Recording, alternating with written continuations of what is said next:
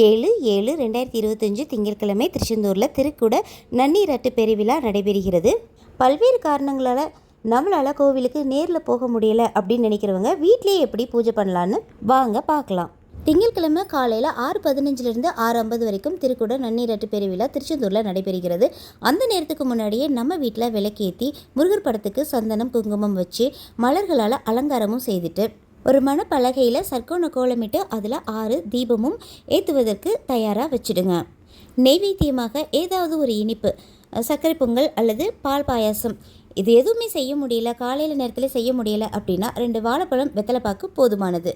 இவை அனைத்தும் தயார் நிலையில் வச்சுட்டு நம்ம வீட்டு டிவியில் ஒளிபரப்பாகக்கூடிய கும்பாபிஷேக பெருவிழாவை கண் குளிர பார்த்துவிட்டு கலசங்களுக்கு புனித நீர் ஊற்றியவுடன் நம்ம வீட்டு பூஜை அறையில் சர்க்கரை கோலத்தில் இருக்கின்ற அந்த 6 தீபமும் ஏற்றி தீப தூப ஆராதனை செய்யலாம்.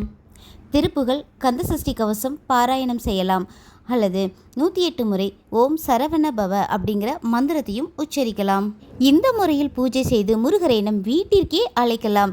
ஏனென்றால் நினைப்பவர் உள்ளத்தையே கோவிலாக குடிகொண்டிருப்பவர் நம் செந்திலாண்டவர். திருச்செந்தூரில் நடக்கக்கூடிய திருக்குட நன்னீராட்டு பெருவிழாவில் நாம் நம் வீட்டில் இருந்தபடியே இந்த வண்ணம் பூஜை செய்து முருகர் அருளை பெறுவோம்.